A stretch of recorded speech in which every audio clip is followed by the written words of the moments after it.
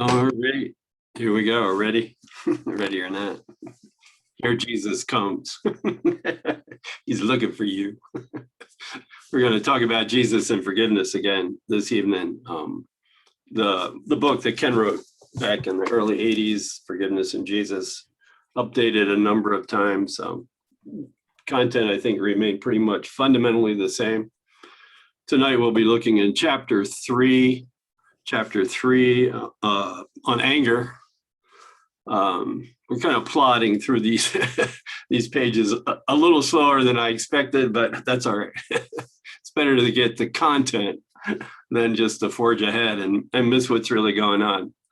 So this evening's class, the plan is to talk about anger, where it's at in the course, what Ken has to say about it in his early book, Unforgiveness in Jesus, and then hopefully next Wednesday, we'll begin to look at sickness, the way the ego uses sickness. All these are just defenses against the truth that we use, believing we're an ego, and we're often operating in a world full of other seeming egos. We use different defenses against ourselves, basically, really, to keep us from waking up. And certainly anger is a big one. Anger is huge. The way we nurse it, the way we cherish it, the way we think we don't like it, but all the justification and all the court things going on in our heads all the time to justify it, bring the witnesses in, make a federal case, witness for the prosecution of whoever the bad guy is. and we're, judge, jury, and prosecutor in all those cases. Might sound okay so far? Let me know as we go. You never know. Wanted to look first at a couple of places in the course where Jesus specifically talks about anger. One of the places towards the end of the course that he talks about it, and this is on page 51 in the manual. In the manual. It's question number 20. What is the peace of God? What is the peace of God?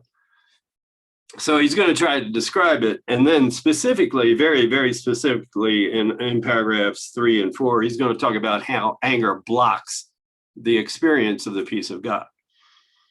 And, at least in terms of what he's talking about here, it is the thing that blocks our experience in the third step of forgiveness of the peace of God. And then he's going to, in a very practical way, in these 3 little paragraphs, or 4 or 5 little paragraphs, he's going to talk about what peace is, then how do we get it, and then finally, how do we keep it? and how we get it and how we keep it is all about anger and dealing with our own anger. And not so much somebody else's, that's their problem, but dealing with our own resentments, our own anger, our own issues, our own finger pointing. So I'm on page 51 in the manual, What is the Peace of God, number 20, question number 20. So the second paragraph's kind of cool. How do you recognize when you're having peace in the first place? Or are we just fooling ourselves? And so he really kind of definitively goes through that paragraph in this somewhat unusual way, how we know when we have peace, how we know when we're in that third step of forgiveness, and the certainty is there, the peace is there, there's no more doubt that we're the Son of God. We might be still seeing images of separation, but we know they're not real at all. So first, paragraph 2, page 51 in the manual. First, how can the peace of God be recognized?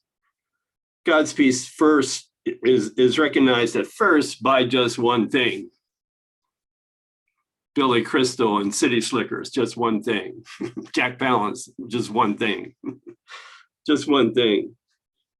In every way, it is totally unlike all previous experiences. That's a really interesting way to put it. When we're in the here and now, it's unlike anything that we can even begin to dream about from the past. That's weird, huh? It's unlike all previous experiences. That's why they call it the here and now. There's no past in the here and now. There's no future in the here and now. It's unlike all previous experiences, and it's unlike anything we might even want to begin to think about. Why would we want to think about anything if we have the peace of God right now?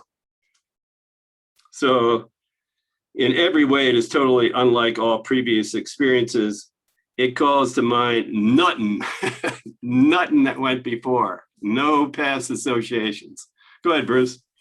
Yeah, I think that actually could be really encouraging rather than discouraging, because it means that the things that the little glimmers of things that we might have experienced, are essentially, don't worry about those. they're not even on the radar for what, is to come when we completely let go of our investment in that identity. So what I get from it, and that's actually a great thing. Mm-hmm.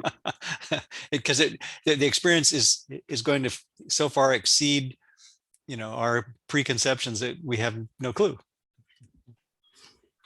Yeah, and it's like, it's one of those things that we can try to describe it and maybe talk ourselves into wanting it, on some level, like it's going to be unlike anything we've experienced before. And yeah, that, like Bruce was pointing out, that's probably a good thing. So let's go for it. But we won't experience it until we get there. And when we get there, we'll know we're there. So if there's any doubt at all along the way, you kind of have to read that second paragraph about how do we recognize it, and just be willing to put a little faith in the process. Okay, Jesus, I'll wait. You show me how to get there now, which is what this whole anger thing is really all about.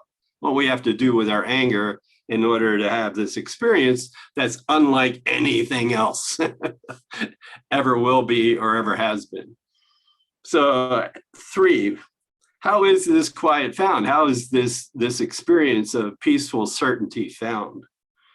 No one can fail to find it who but seeks out its conditions, the conditions for having this experience.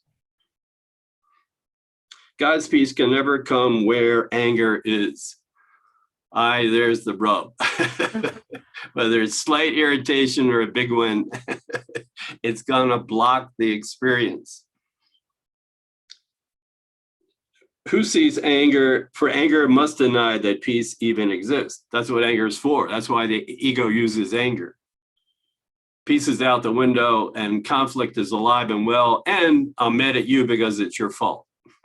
You're the one causing the conflict. You're the one that's robbing me of my peace. You're the one that's robbing somebody else of their peace. You're the reason I'm upset. Who sees anger as justified? I'm in paragraph 3, line 4. Who sees anger as justified in any way or any circumstance proclaims that peace is meaningless and must believe that it just can't exist. How hopeless is that? We don't have a chance in hell of feeling peaceful if we're indulging in our anger, if we're trying to justify it. In this condition, peace cannot be found. Well, we're either at war with all our brothers and ourselves and God and Jesus and everybody, or we're in peace. Can't be half pregnant here.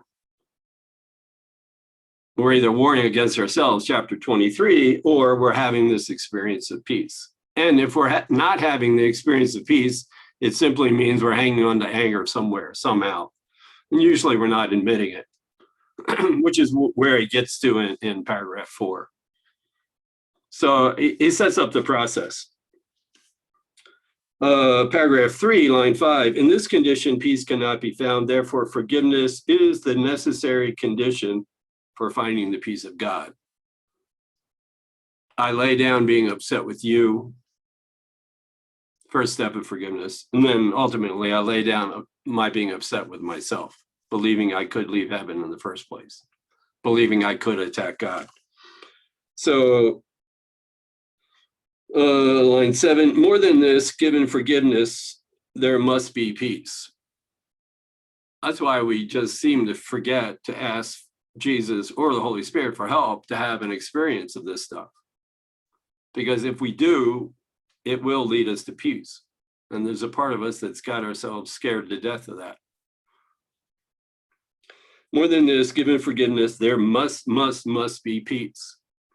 For what except attack will lead to war? We lay down attack, we lay down judgment, we lay down anger, and what's left is the peace that was always there. Peace beyond understanding. Peace that's simply an experience. But peace is opposite to war.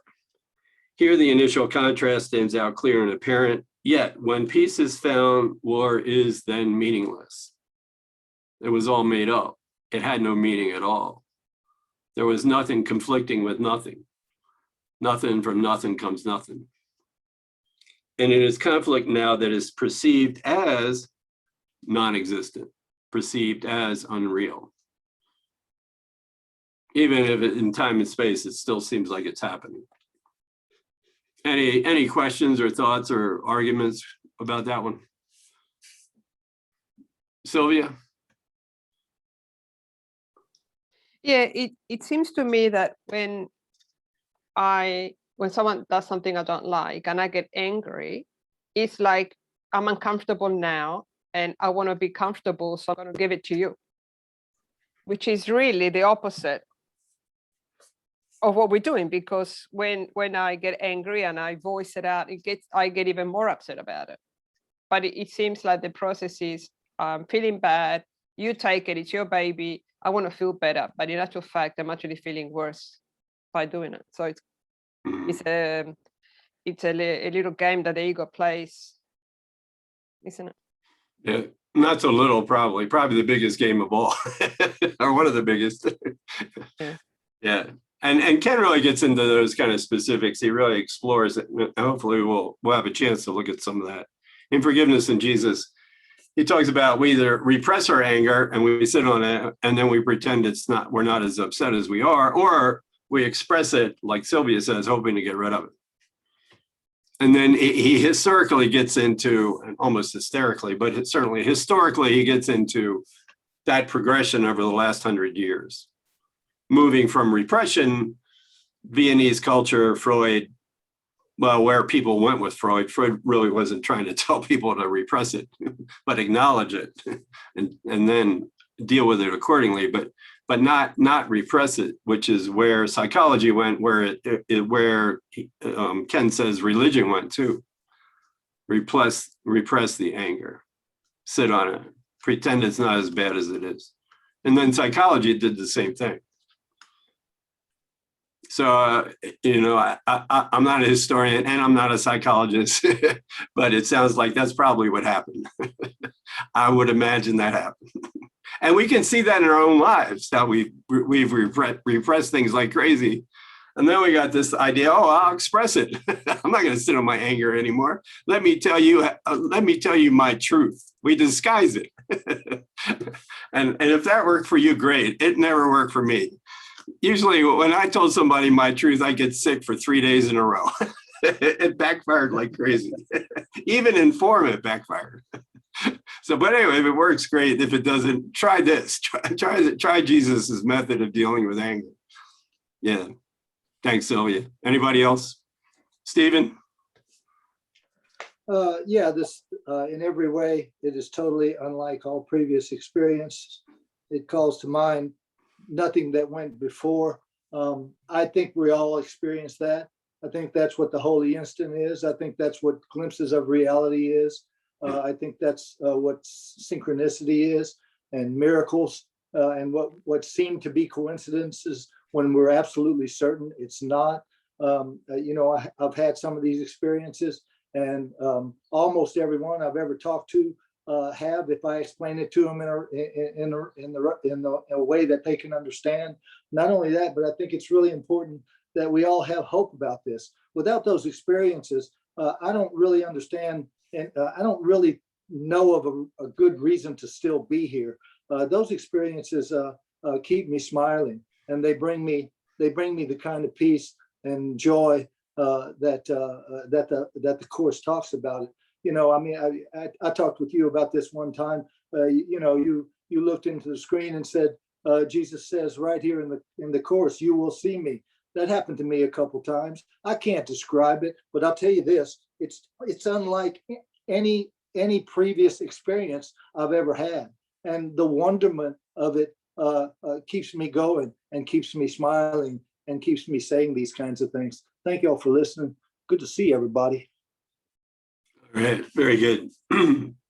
Yeah, all that good stuff is pretty synonymous. Holy instant, holy relationship, miracle, all the good stuff. No, just moving into that here and now. Pretty undescribable, indescribably delicious. Wasn't that almond joy or something? No, it's the holy instant. It's the holy instant. All right. Almond joy is good too, but so and what Stephen was talking about is like the way to get back to peace that he describes in paragraph 4. Once we've had some of these experiences, because usually we go back to anger and we get ticked off and we go back to justifying it, and we don't even know or we don't want to admit how it happened. And then we can take those times where we really had an experience of a holy instant.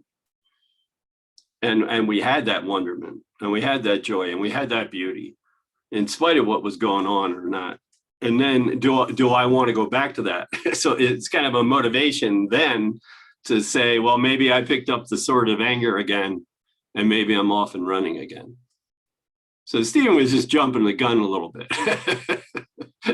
But that's where, I think the first time we were willing to have an experience unlike anything we've ever had before is we beat it out of ourselves. We use the 2x4 on ourselves for so long, we go, there's got to be another way, which is what Bill said to Helen. There's got to be another way besides beating myself up. And in that moment, when I'm willing to lay down all my other ways, we have our first quote unquote holy instant. We have our first miracle. We have that experience that Stephen was describing. And then after that, we can use that experience as kind of a touchstone to go back and go, am I feeling that way now? And if not, how do I get, what's going on that's keeping me from having that? And that's what paragraph 4 is about. Stephen, you want to read paragraph 4? Since Jesus puts it in his own way, what you just said. Certainly. All right. How is the peace of God retained once it is found? Returning anger in whatever form will drop the heavy curtain once again, and the belief that peace cannot exist will certainly return. War is again accepted as the one reality. Now must you once again lay down your sword, although you do not recognize that you have picked it up again. But you will learn, as you remember, even faintly now, what happiness was yours without it, that you must have taken it again as your defense. Stop for a moment now and think of this. Is conflict what you want, or is God's peace the better choice? What gives you more? A tranquil mind is not a little gift. Would you not rather live than choose to die? That kind of says it all. Thank you. Hey, thanks, Steve. So let's actually do a meditation and allow ourselves to sink into this. This is lesson 347, and it's on page 477. Lesson 347 on page 477. And the opening line is all about anger. Anger must come from judgment. Judgment is a weapon I would use against myself to keep the miracle away from me. That's what he was saying in that question number 20. What is the peace of God and how do I keep it? Well, anger is the weapon I use to keep me from having that experience of peace. I use that weapon against myself. Just wanted to talk briefly before we actually do the meditation, just to frame this. So Jesus talks about anger more than 100 times in the Course. He uses that word, either angry, or anger, about 115 times. But the word he uses a lot, almost 6 times as much as anger, that Ken says is synonymous with anger, is the word attack. He uses the word attack about 740 times. Jesus does. And this in Ken's glossary, I didn't realize there were so many additions to this. Maurice pointed this out the other day. If you go to all the trouble to get a glossary, you might want to get the most recent one, because he really added a whole lot more stuff to the last edition of the glossary, or at least this 6th edition has more in it. And the earlier glossaries really referred to the first edition of the Course, where there weren't paragraphs, paragraph numbers, and sentence numbers, et cetera, et cetera, et cetera. So there was actual page numbers listed that referred to the original early editions of the Course. But anyway, if you go to all the trouble to get one of these, it might help to get, in this case, not to get a used one, but to get a newer one, or down the road at some point. They're really helpful, because Ken really does give some great definitions in here from a Course point of view, taken, the traditional way we've looked at it and looking at these words from Jesus's point of view. Now, in here, in anger, he doesn't have anything at all. In here, he says, just see attack. Don't even bother with anger. Just see attack, A-T-T-A-C-K. So you turn to attack, and he says, attack and anger are used as virtual synonyms in the Course. Sometimes it's hard to overlay anger, depending on the sentence, but in most cases, you can usually say attack and anger, they're synonymous. So, and the reason is because attack, our judgments, our attack against others, are the attempt to justify the projection of our guilt, my guilt, onto others, demonstrating their sinfulness and their guilt, so that I might feel a little bit free of my own guilt. That's why we get angry. It proves that guilt is theirs, is not mine. That's why anger is so important in the ego's plan to keep this whole charade going. The attempt to justify the projection of my guilt onto others. And then he says, because attack and anger are always a projection of responsibility, my responsibility for my choosing separation. I put it on something or somebody else. I attack you with my own guilt. And I never, ever, ever admit that's what I'm doing. So let's do a little meditation and be willing to kind of allow that process to sink in and be willing to let this anger go, because we're just using it to beat up our own selves. So Lynn Corona, you want to read lesson 347, please? And then we'll get quiet for a little bit.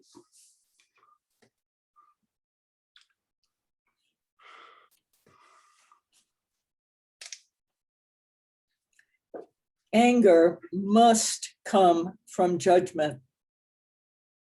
Judgment is the weapon I would use against myself to keep the miracle away from me. Father, I want what goes against my will and do not want what is my will to have. Straighten my mind, Father. It is sick. But you have offered freedom, and I choose to claim your gift today. And so I give all judgment to the one you gave to me to judge for me. He sees what I behold, and yet he knows the truth. He looks on pain, and yet he understands it is not real. And in his understanding, it is healed. He gives the miracles my dreams would hide from my awareness. Let him judge today. I do not know my will, but he is sure it is your own.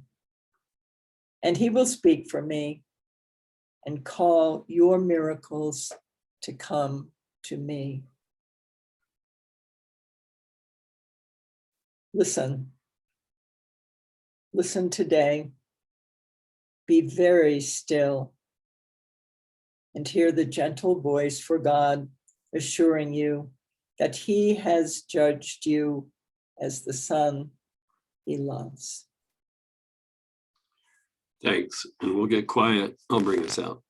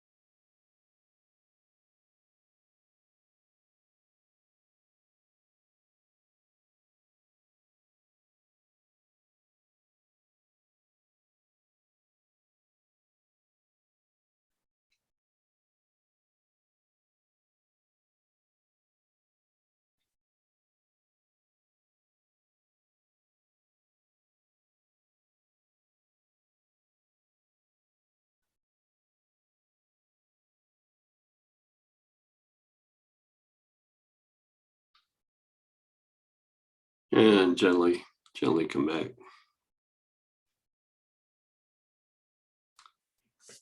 The first place that Jesus talks about anger in the Course is right at the beginning of chapter 6. Doesn't mention it till then, at least anger specifically. I'm sure he's talked about attack, A-T-T-A-C-K, prior to chapter 6. However, anger itself is right at the beginning. It's on page 91, the very first paragraph in chapter 6 on page 91 in the text.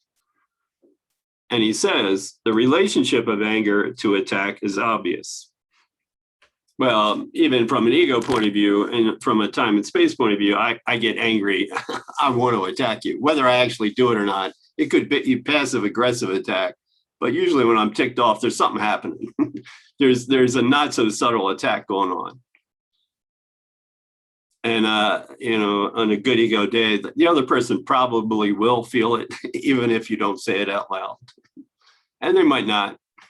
But still, once again, this whole thing is directed against ourselves. The relationship of anger to attack is obvious, but the relationship of anger to fear is not always so apparent. Those of you who have done the 12-step process and worked on the 4th step, part of the 4-step inventory is first to look at all your angers, all the things you're angry about, all your resentments, etc., and you write all them down. The second part of that inventory is to look at all the stuff you're afraid about, what you're fearful of. In form, I mean, the 12 steps are really working on form there, but the gist of it is they're looking at that relationship between anger and fear, which is what Jesus wants to do here from his point of view. From the point of view of the mind, what's going on in the mind with anger and fear. So here he goes. Line 2, anger always involves projection of separation. Projection of the feeling of guilt we have because we believe we separated, which must ultimately be accepted as one's own responsibility rather than being blamed on others. But that's why the ego set it up this way. Anger always convinces us we're upset for the reason we think. We know our judgments are validated. Otherwise, we wouldn't get angry. It doesn't look like we're making up that feeling, but that's what Jesus is saying we're doing. We're making up the anger, and on top of that, we're making up who's responsible. And it ain't me. It's somebody else. So it goes on. Line 3, anger cannot occur unless you believe that you have been attacked. Somebody did something to us, and that your attack is justified in return. You did it first, so I can do it back. In fact, you deserve to have it done back. And that you are in no way responsible for it. I didn't do it. You did it. Well, at least you did it first. And now my attack, my anger is totally justified. That's the game we set up. And none of us want to see that, because that undoes the whole ego process. On a good ego day, we absolutely do not want to recognize we're doing this to ourselves. So line 4, given these 3 wholly irrational premises, from Jesus's point of view, from our point of view, they totally make sense. They're not irrational at all. Of course, I'm upset for the reason I think. But from Jesus's point of view, given these 3 wholly irrational premises, none of them are true. The equally irrational conclusion that a brother is worthy of attack rather than of love will follow, must follow, and will. I will attack you. What can be expected from insane premises except an insane conclusion? The way to undo all this, the way to undo an insane conclusion is to consider the sanity of the premises on which it rests. Maybe I'm not upset for the reason I think. And Jesus is really not asking us to repress our upsetness and pretend we're not as upset as we think. He's asking us to step back away from it for a second and not go lay it on somebody else and look at maybe it's coming from something I'm doing internally, and maybe it doesn't have anything to do with somebody else and what they did or didn't do, in spite of how many people I can get to agree with me about it. That's a huge part of this process. Let me tell you what they did. And we all get very clever at presenting our court cases to other people. So the way to undo an insane conclusion is to consider the sanity of the premises on which it rests. So the insanity is, line 7, you cannot be attacked. You're the Son of God. You still have inherent immunity as the Son of God. Attack has no justification then against your brother or against yourself. And you're responsible for what you think you believe. We can actually look at all this with the help of the Holy Spirit and see something else. Anything about any of that? Jesus is really insulting in this paragraph to all of our justifications.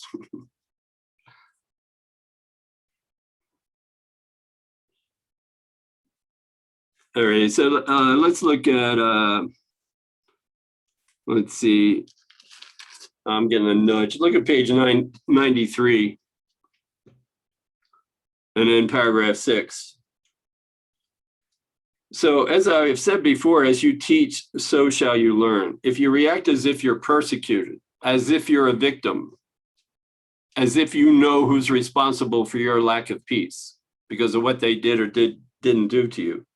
If you react as if you're persecuted, then your teaching persecution is alive and well and real, is very real.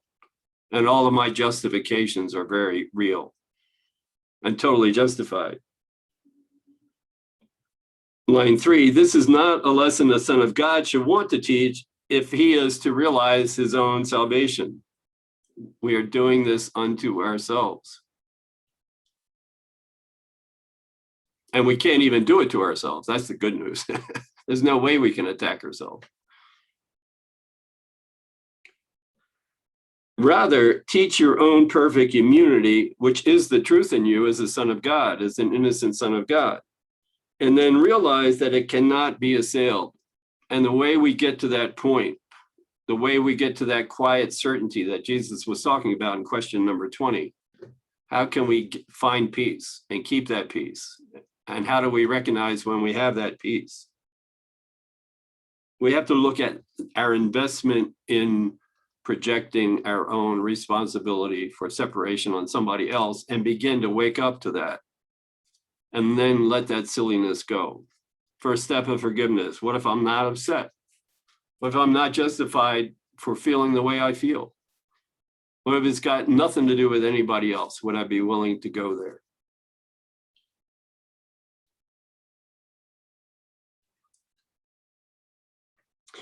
You are not asked to be crucified. Line 6, which was part of my own teaching contribution. So I think what he's saying here, and there's different ways to read this, but he's not telling us he had to go through that terrible crucifixion so that we would see he never got upset. No, the point of the crucifixion was to realize he couldn't be crucified. It wasn't, look what they did to me and I could still maintain my cool. No. The idea of the crucifixion was to learn that he was never persecuted in the first place. He's not holding up degrees of crucifixion here. He's not saying, oh, I got crucified, so you don't have to do it. No, he's saying, I never got crucified. Whether it happened in form or not, nobody attacked me as the Son of God. And that's true. We all have crucifixion stories. That's why we came here. Jesus' crucifixion story is no worse than any of our crucifixion story. We threw heaven out the window. We crucified ourselves, and then we blamed it on somebody else. That's a horrible story. We all have horrible crucifixion stories that we believe in. Be kind. Everybody's, been crucified. They crucified themselves. They believed they were crucified. They made up these terrible stories. They were not, this is not Queen for a day. We all have terrible crucifixion stories. We're not getting a washing machine because Jesus's crucifixion was worse than mine, or vice versa. Jesus gets the washing machine, I don't. His crucifixion story was worse than mine. No, that's not what he's saying here. And that you don't want to go there. I mean, it's okay to go there, and Inform will go there. but this isn't not who has the better crucifixion story. Who paid to play more than anybody else? Throwing heaven away was the worst thing of all, and we all tried to do it and believe we did that. Anything about that, Bruce? I'm still back on the Jesus isn't asking us to deny or suppress or anything. The image that came to mind is kind of like an adult lion that's picking up a cub by the scruff of the neck and just kind of raising it above the little cub battles, and just sort of like, sure, thrash around, keep the limbs flailing, all you want. He doesn't put a straitjacket on the cubs. He just says, just look at what you're doing to yourself and see that it's, not getting you anywhere. I don't know. There's just kind of visual. That's good. I like that. Yeah. and then I have this image of the mother cat kind of giving it a little shake, trying to wake it up. Like, stop it. just lifting it up for a moment to just get a little fresh air, just right. above the swirling of dust of the battle. Yeah. That's good. Thanks. Yeah, very good. Sorry, can I just say something? Sure. That was a very good explanation of the crucifixion. Thank you for saying that, because I was born Catholic and I've got a lot of baggage on that. So that was very good. Thank you. Yeah. And then whose guilt is worse, Jewish guilt or Catholic guilt? My guilt's worse than your guilt. Yeah. I mean, it's just part of what we do. And it's funny finally when we step back and we look at it. I mean, we all did it. Jewish, Catholic, Polynesian islands where you throw the Virgin, and how can you not feel guilty for throwing the Virgin in the volcano to satisfy and appease? I mean, that's pretty bad. All the bloodletting and the Aztecs did. It's pretty bad stuff. But we all did that. We all did that in the name of righteousness. We all felt justified. The weird part is we feel justified in crucifying others because of what the crucifixion we believe we've suffered. We just don't call it crucifying others. Our attack, our judgments are simply justified crucifixion of others. That's all they are. There's nothing holy about it. There's nothing righteous. This is not a crusade against the wicked. This is just our own projection on the seeming wicked. And then we get to crucify them for their seeming sins. Yeah, we work hard at this. Look at paragraph 11. Just to point out, Jesus is saying, I was not persecuted. Whatever they did or didn't do to me, it did not affect me as God's son, my true identity. And it's not, your crucifixion is not affecting you either. Paragraph 11 on page 94, he says, you are not persecuted. We made it up.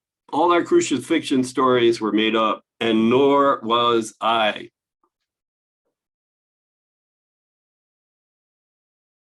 You are not asked to repeat my experiences because the Holy Spirit, whom we share, makes this unnecessary.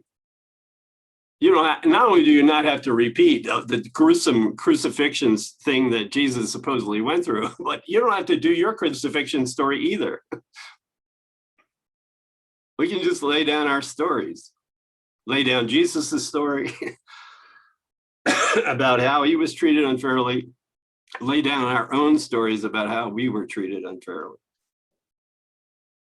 Maurice, you have anything to say about that? Being, you know, an ex, you know what, that you were?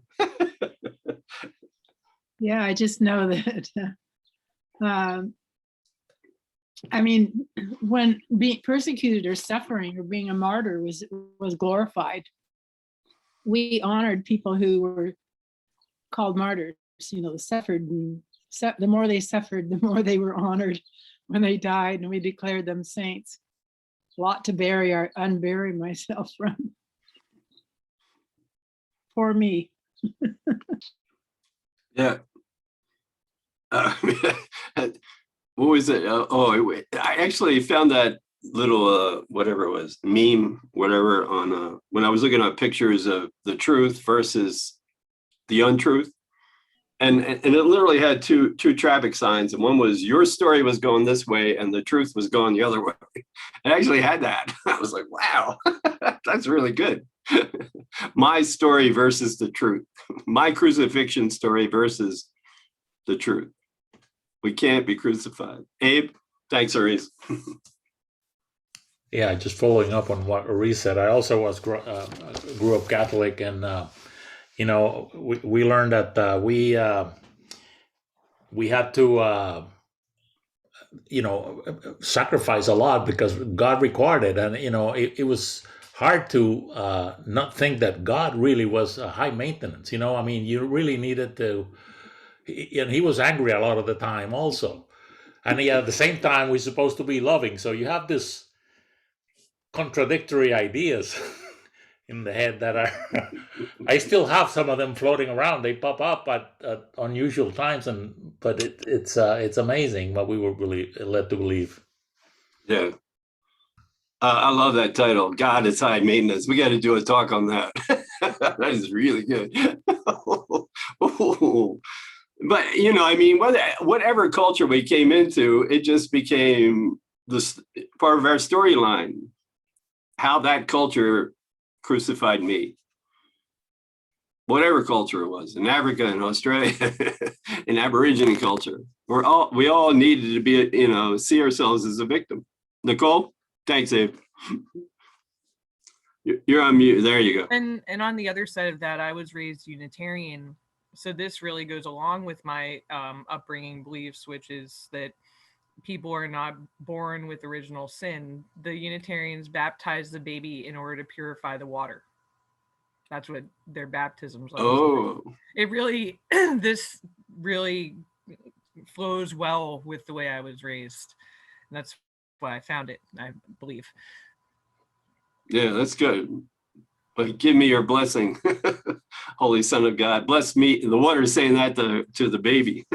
Give me your blessing. That's good. I like that. Very good. All right. Now I'm really curious the way crucifixion story played out in the Unitarian Church. I mean, they started out good. they don't, the crucifixion story is like, it's more like if you are Christian or Catholic, you're allowed to believe that as well as the Unitarian beliefs. You're just kind of believe your own thing as long as you are a good person and believe the 10 Unitarian foundational statements, you know. But I really think that if they would have taught this to us in religious education when I was a high school kid, it would have made a lot of sense to us based on the values we were being taught then. Yeah. Interesting. All right. That's a whole nother topic too. Yeah. Thanks, Nicole. All right, let's look at what Ken's had to say. This is on page 70 in my book. The earliest edition of Forgiveness in Jesus, it's on page 79. And editions in between there are somewhere. It's the title is The Problem of Anger. And on the first page of The Problem of Anger, in my book on page 70, he's talking about the history of the way repression moved from the way in both religions and both in psychology, the way repression moved from, or the way the approach to dealing with anger moved from repression to expression. And Ken's really adamant about here pointing out that both of those don't deal with the real issue. If you repress your anger, that's certainly not going to deal with it. Most of us would agree with that. But if you express your anger, that doesn't deal with it either, because the anger was never the issue. The projection of your guilt on somebody else, we don't realize we projected the guilt. We don't realize that's why we're angry. We think it really is the other person's guilt. That's what keeps anger going. That's why we keep anger going. So expressing it or repressing it, it still makes the anger real. And it still makes the projection, without us knowing it, very real. And it's somebody else's guilt, not mine. And so in the fourth paragraph in the section on my page, in my book, it's on the top of page 71. Dave Van Dyke, you want to read that? It says, from the standpoint of the ego. Yes. From the standpoint of the ego, the situation could not have worked out more to its advantage. For given the two alternatives, repression or expression, it cannot lose. Either way, anger has been made into the problem that must be solved. And the true problem, the underlying guilt, is hidden effectively behind the ego's smokescreen. Based upon this, anger is seen as if it were a quantifiable mass of energy, a basic human emotion that requires an outlet either through sublimation, the Freudian ideal, or direct expression. However, anger is not a basic human emotion at all. The Course teaches that you have but two emotions, and one you made and one was given you. Love given us by God, and fear, the ego's substitute for God's love. Emotions such as joy, happiness, peace, and contentment are expressions of love, while feelings of disappointment, frustration, anxiety, jealousy, despair, depression, and anger are derived from fear. We have already seen how anger results from the projection of guilt set into motion by our fear of it. The basic problem, therefore, is not anger, but the guilt that it conceals. As long as the anger is given primary attention, the guilt goes unnoticed, and the ego's diversionary tactics of seek but do not find will have been successful. As was shown in the diagram, anger belongs on the right side of table 2, the effect of the real problem, our decision to be guilty. Any comments, Dave? I've noticed that absolutely to be true. I don't always catch it, especially there are times when I remember one time I was taking a walk and a guy rode by me on a 10-speed, and missed me by inches. And he was he was going fast enough that if I had stepped literally another inch or two in his way, we both would have gone sprawling. And I was instantaneously angry. And then later on, I did think about that. You know, it truly is my projection of my guilt onto someone else. Yeah. Thank God he rode by you so you could do that, Dave. I know. Yeah. Yeah. I had mixed feelings about trying to bless him and curse him at the same time. So It's good. I nearly shorted out. So Ooh, that's good. Thanks, Dave. Very good. Let's do a breakout and consider some of these things, maybe if you're up for it, if you're willing to talk about them. Some of any resentments or anger that you're nursing right now that you might be willing to talk about. And if not now, maybe something in the past. And then just for the sake of the topic, did you express it or repress it? Or maybe you're like me, you did a little both. You repressed it for a while and then look out. The double barrel shotgun came out. 10 gauge, not even 12 gauge. So anything angry or resentment, past or in the future, current or in the past, how did you express it or not? And then finally, did you actually work the process of forgiveness on it? Did you, or maybe you're thinking about doing it. If it's something current. So it looks like we got 19 people. I'll break us up into 7 groups. Any questions about any of that stuff before we go into the, if you don't remember any of my suggestions, just ask somebody else. Don't make up something too. So I'm sure it'll be good either way. All righty, here we go.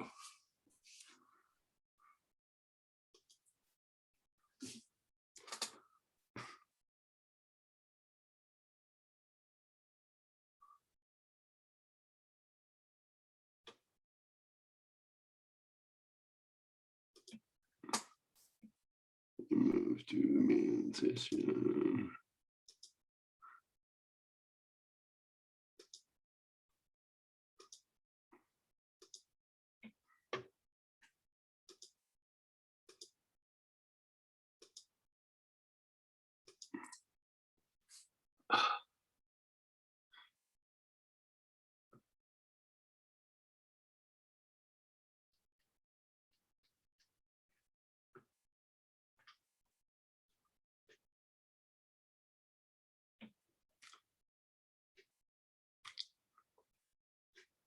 So I thought you were going to refuse to come. I guess you thought about it. Well, it made me so angry. No.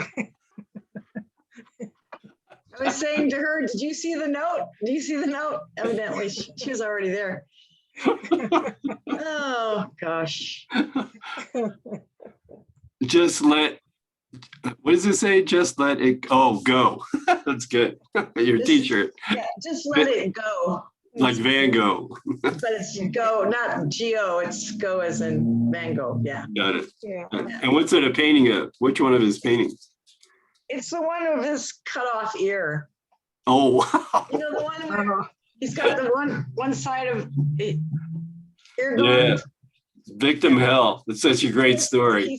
He did a lot of self-portraits, lots and lots. Most people don't know his self-portraits. There was a really good CGI movie out recently where it was all about his life. Did you check that out? Yeah. Yeah, that was pretty cool. Yeah. Yeah, he was quite the character. Yeah. Yeah. The suffering artist. Yeah. Mm-hmm. So anybody want to share your current suffering or anything that's going on? Well, what I've noticed is at work, I repress my anger, and anywhere else I express it. So I'm selective that way because I have to repress it at work, otherwise I'll get in trouble. But I do, I mean, when that comes up, I do try and take it to the Holy Spirit and say, just, can I let this go? Because I got to work and I need to. You're right. Right. Yeah. Oh, that's really, oh, yeah, I never even thought about that. That's good. In certain situations, you do one or the other. Yeah, I definitely do. I know. Wow. I mean, at home, it's just me and my cat. So, I can scream at them and, and say, oh, I'm sorry, baby. I didn't mean that. Do they take it personally when you yell at them? No, Not even. they're good. Yeah. Yeah, Kathy Cousin has a feral cat. If she yells at her cat, it'll rip her throat out. Oh, No, actually, she's such a scaredy cat for being. Oh, a you'll friend. just take off. She was, oh no. What I do. Yeah, she's sweet. yeah. Yeah, now you got me thinking, Renee, about where I repress and where I'm not so repressive. I think in the classroom I don't I can't. I mean, I tend to get ornery, but not as ornery as I feel like I repress my orneriness sometimes. So if you think I'm going over the line, I probably am, but not over the line like I'm trying not to go over the line. Yeah. We joke through it very well, so. Usually I get feedback from Lynn if I cross the line. So yeah, very good. Anything, Kath? Well, the only one that came up with, I've already told you about it during our mentoring, but I'll bring it up again. In my neighborhood, Renee, I live on a little short street and has a dead-end road, and it's a real quiet, old-fashioned little street. Somebody moved in down the road, couple of young kids, and they have a very loud sports car, and they zoom up and down really, really fast. The noise, it just is. But I say the noise because it's almost, I can hear them starting the engine. Oh, yep, they're gonna come. Zoom, and then I can hear them down 2nd Street just going so fast because it's so loud. And I could not control my anger with them for a few days. And then I thought, Albuquerque, from the police department, you can get a sign that says, slow down Albuquerque. So I got 2 of those and I couldn't put them in front of my house because I have no dirt to put it in, but there's an empty lot and I put it there. And I told myself, I'm just gonna do this. And then you let go of it. You just let go of it. And I did. And sure enough, and I had to keep myself from listening for them. I'm going to catch them because they're gonna, and it seems like lately, I don't know if they've slowed down or if I just don't notice it, but somehow they're still up and down the street, but it might be a combination of the two. They actually are slowing down and I just let it go. I'm proud that I could let it go, because if you saw me 2 years ago, I would not have been able to let it go. So did you have to pray about it, or did it feel like one of those things that naturally happened? I knew what I had to do. I knew I had to, every morning they're in my morning prayer. Please let me see those young kids down the road. And but it didn't take long. I just want to make sure that I include them because I did get angry. Wow. I live on a boulevard, so I get the regular traffic, and then occasionally I'll get someone going down like speeding and making like they need a muffler or something, but it's obviously intended. They're revving it anyway. But that would startle me every once in a while, but then I just got used to it. I mean, it was like, that's where I live. Yeah. A quieter place, I'll move, I guess. But it's just, I just got used to the traffic. I almost lived in Spokane. I tried to find a job, and I went and looked at a park. What was the name of the boulevard? I'm just curious. Driscoll Boulevard, and then Wellesley. Wellesley is an avenue. Yeah, but it's like, it's a real busy street too. I actually live on Wellesley, which is an avenue, but Mhm. both sides. And I'm right on the corner, so I get Oh, both. the Wow. Wow. and sometimes the funniest thing I saw once was a man was walking his dog and another dog in a truck. He stopped and the dog, there was was a truck. So the dog was out, dog jumping out of the truck to investigate the other dog. And then, so the man had to park his car to get his dog. And Oh, wow.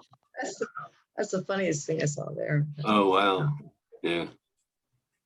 Yeah. When I lived in Bozeman, it seemed like everybody, especially the young guys, and I don't know if I don't think they were college students, but it seemed a lot of them were obsessed with pickup trucks with having a big dog in the back. Yeah. Yeah. Yeah. Which always terrified me. I mean, for the dog, I wanted to shoot the guy, but yeah. Right. Right. So, hi, Carol. Hi, Carol. Hi, Carol. Hi, everybody. Did you Hi. take Am I a hit? late? Did you just take a hit of pot? No, that's my cigarette. Oh, darn. I was like, so we're just talking about people and things that push our buttons and whether we've asked the Holy Spirit for help yet or not. Oh my God. Well, I'm there. I was just outside gardening and having had a business and got a 2-year degree in ornamental horticulture. I was just getting so pissed at these gardeners. They're laborers, not gardeners. And that pushes my buttons because I'm out there cleaning up what they haven't been doing for the past 20 years. And at one point I did stop and try to hook up with Jesus. And then I got distracted by more grass and crap in this bush. and I didn't go with it. So I've been seeing a lot of things. I'm cranky because my back hurts again. And I'm disappointed, but also I'm taking care of it. I've got a procedure to get done on it. But I had to ask forgiveness for 2 people from kind of nasty texts.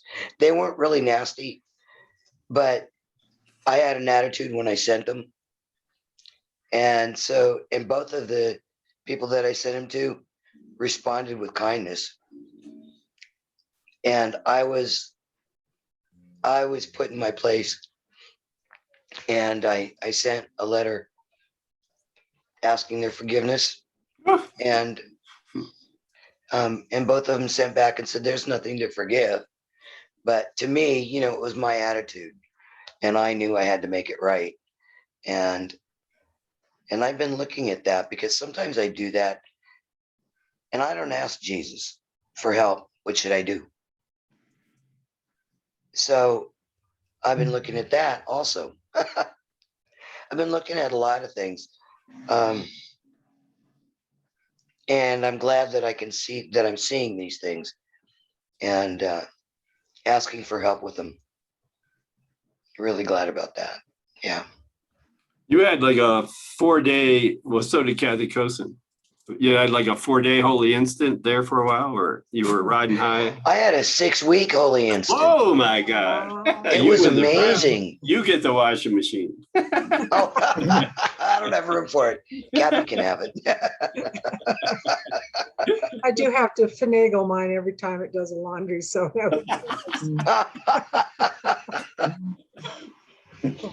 It could be a prayer machine. 6 weeks. Seriously. Man. You remember when you first got sober, did you have a pink cloud? Were you on a Oh pink yeah. cloud? Yeah. Right. That's kind of what it felt like. Right. Right. And I was just in love with everything and everybody. It was great. And I don't know what I did to screw it up, but we were I'm not talking perfect. about that earlier, the way we screw it up and then we don't realize we screwed it up. Mhm. And now what do we do? So that's Try on to the get back. first part. If you watch the replay, Well, or just ask Steven, he'll tell you. I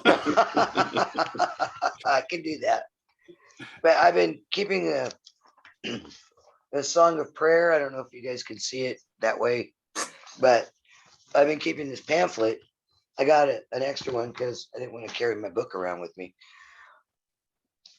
But I've been looking at that and I'm having a tough time getting through it. Mm, It's just, you know, I want to really get it, right. and I'm not. So I'm still on page, what is it, 6, after about 2 months of carrying it around with me. But you know, I am where I am. I think I'll send you the link for Ken's seminar on it. It might help, might not. Oh, cool. No, I love looking at Ken, and I was so filled up with the course. Yesterday, I talked to my therapist, and he wants to go watch some of Ken's YouTube videos. Whoa. I'm like, oh Great. boy. Oh. Is he aware of the Course in Miracles? Yes, he is. Oh, wow. And I've been talking to him about my experiences with it Mhm. without going into too much detail. But yesterday I got around to, you know, the worlds of hallucination created by by ego projecting out, by our ego projecting out. How do you do with that? He's pretty good. He's pretty open too. He's I think he's Buddhist, I think, from some of the things that he said. Mhm. But you know, the Course and Buddhism are very closely related. So I was sure to tell him that the Course says there's a 1,000 paths, 1,000 spiritual paths that'll get you home. This one just saves time. Well, that's the way I put it to him, but you know, this one will save you time, I guess, is a better way to put it. Not just, but Well, no, I was just thinking mine's better than yours. Mine's faster.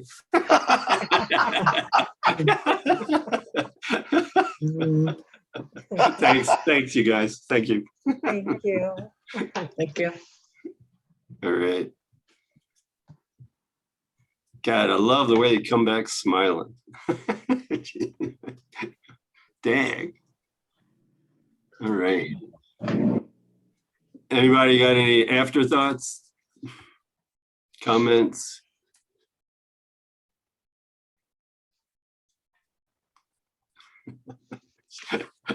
Go ahead, Bruce. Well, I mean, it may be something that Lisa wants to share, but she had a. I just may. wanted to apologize for taking too much time. Oh but- no, I was going to share the metaphor that you had that I thought was a cool one, which is when you discovered there was something that you thought was about the other person, and you turned it around. It was kind of like on your camera when you switch the camera from the looking out there to the one that looks back at yourself. I just thought that was a good metaphor. I actually got this from the Holy Spirit. I wanted to share Yeah. that if that's okay. Yeah. Yeah. Thank you. Thank you. Yeah, Thank you. a little reverse button on the cell phone. All right. Maurice, did you have something? Oh, okay. All right. Let's look a little bit more at what Ken had to say. Of course, I took the thing out. So, let's see. Read that one. Wanted to look at page 73. Well, in my book, page 73, and it's where he starts talking about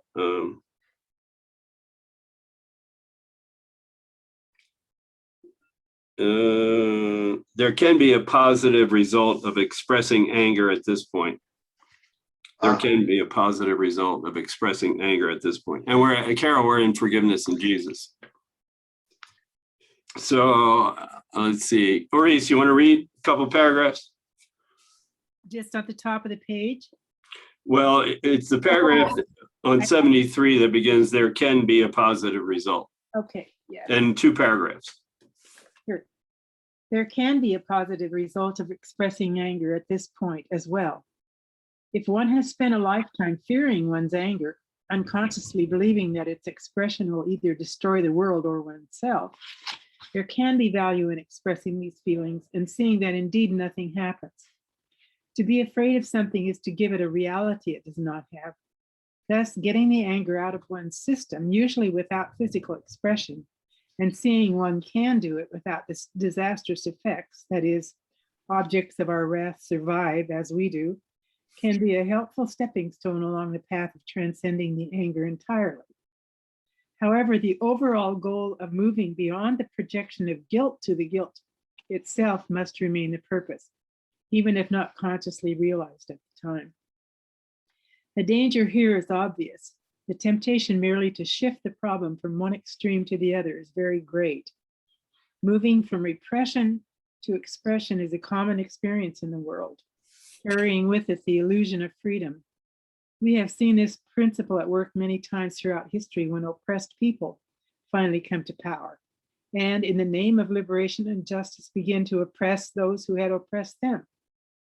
All that happens, of course, is that the same errors of separation and projection are reproduced.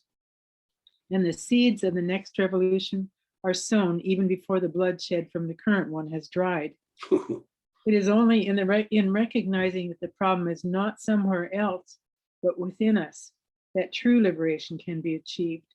For all solutions aimed at resolving a pseudo problem will fail and themselves act as a deterrent to any healing. So yeah, I like that. It's really not in one or the other, but in that sentence, true liberation is in is not projecting and separating. And that's pretty hard, pretty challenging.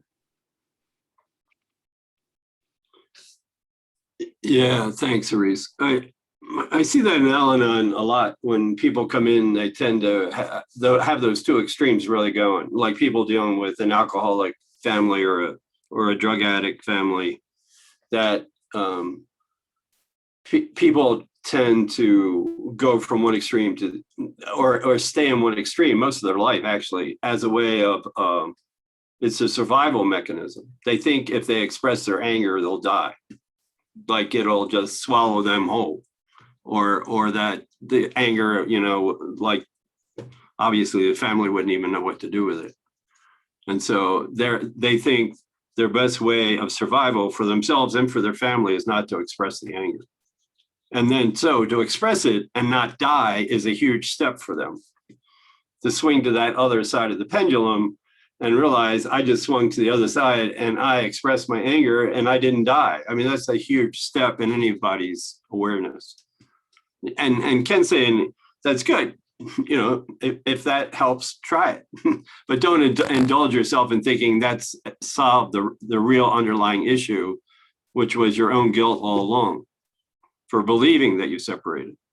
So, and then the other extreme is true too. I mean, in Al-Anon, there's lots of people that were outspoken and they let their families have it all the time. And, for them to go home and actually be quiet, break out the duct tape and actually put it on, and not say anything, and they didn't die, is just unbelievable. I mean, it's quite the experience. And so yeah, and after a while, I think even in Al-Anon, you watch people begin to find the middle road, so to speak, find a middle place between outright repression and outright expression.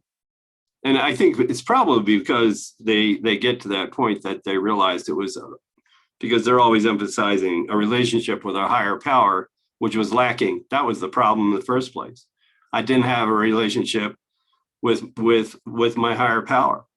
And because of that, I had to project all that onto somebody else and repress my anger or express it and make it all about them.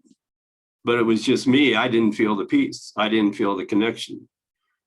I didn't feel the innocence in you. I didn't feel the innocence in me. I didn't feel the innocence of Jesus. I didn't feel the innocence in God. Lynn Altman.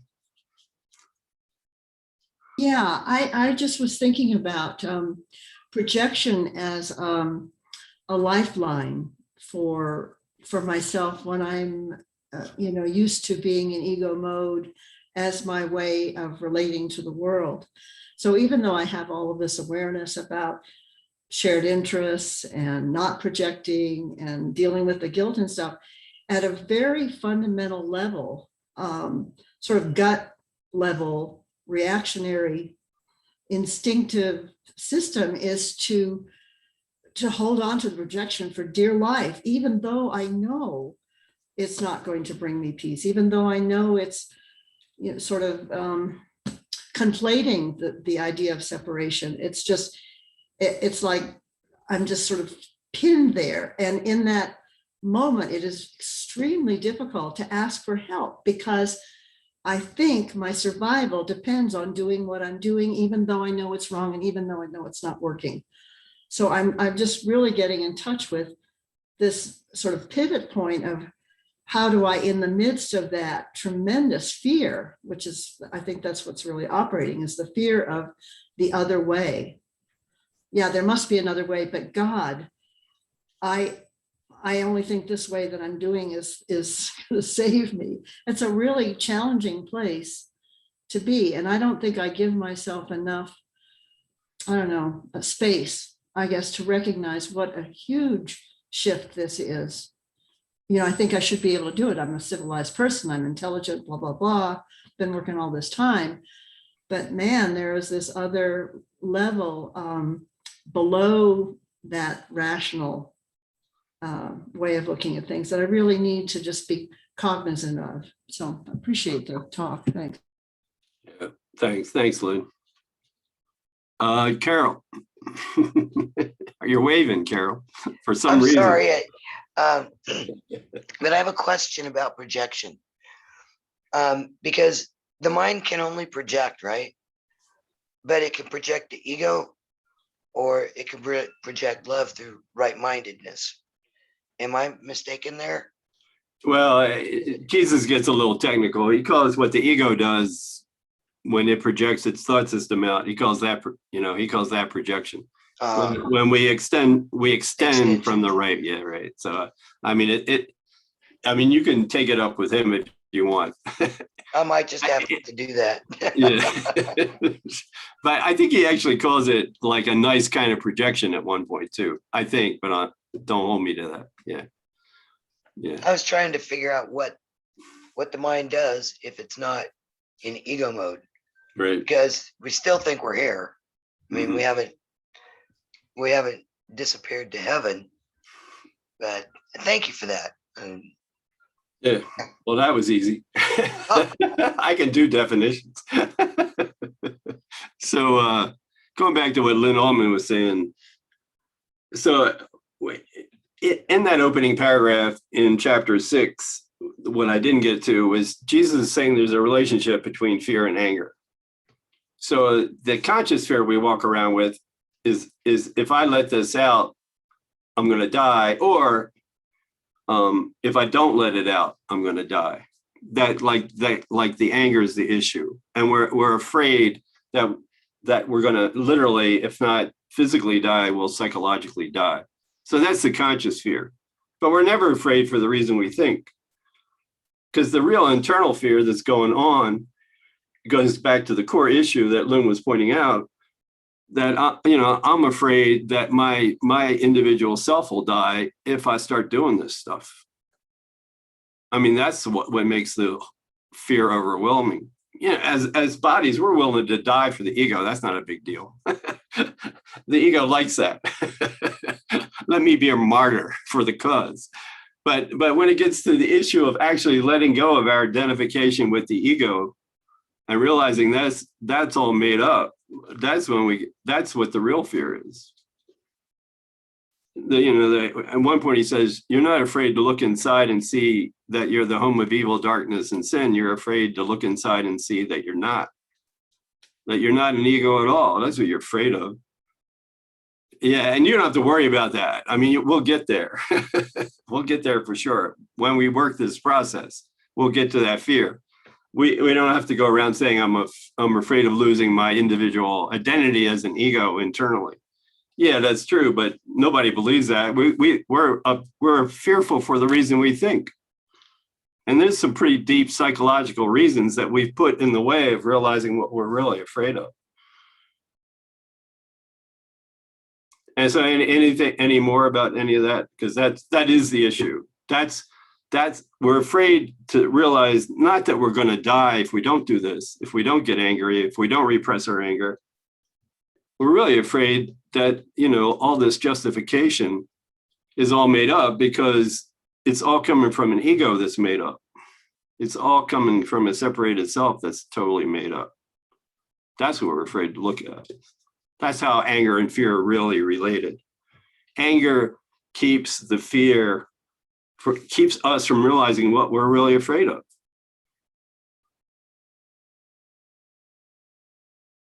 And it works well. I mean, it works until we're willing to stop it. That's why he talks about anger and fear in our closing, lesson 348. We started with 347. This is on page 477 in the workbook. And it's two of the places, especially in the closing lessons, where he talks about anger. 347, anger must come from judgment. Anger must come from a projection of my own judgment on myself as a separated son of God. And then I make you responsible. But lesson 348 is, I have no cause for anger. I have no cause for fear. All this crazy stuff is just made up. And Jesus will take us there and show us if we let him. I have no cause for anger or for fear, for you, Father, surround me. There's a beautiful line in line 2 in the italics. Surrounding me is everlasting love. I'm not alone. Surrounding me in this moment is Jesus. I'm not alone. There's no reason for anger. There's no reason for fear. Father, let me remember you're here. Jesus, let me remember you're here right now, right this second. And I'm not alone. Surrounding me is you. Surrounding us in this moment is you. That's really good news. That's the best. Lynn Corona, you want to read that? And we'll get quiet for a little bit.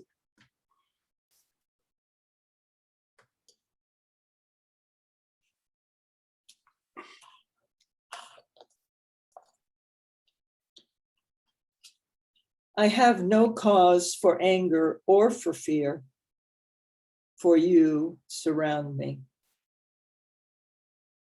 And in every need that I perceive, your grace suffices me. Father, let me remember you are here, and I am not alone. Surrounding me is everlasting love. I have no cause for anything except the perfect peace and joy I share with you. What need have I for anger or for fear?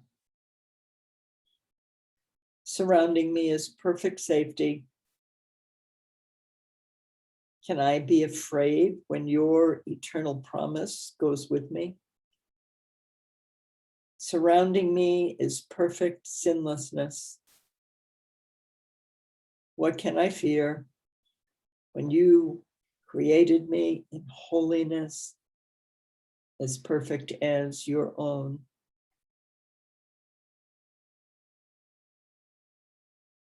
God's grace suffices us in everything that he would have us do.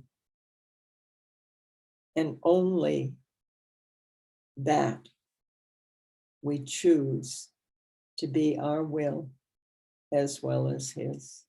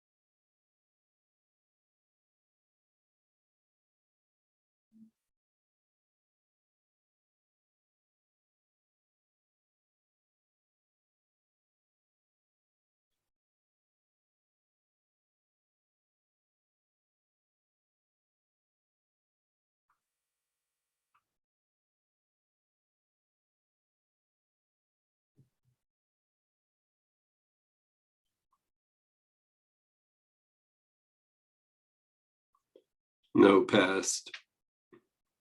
No past. Only the here and now. Only Jesus with us right this second, right this moment.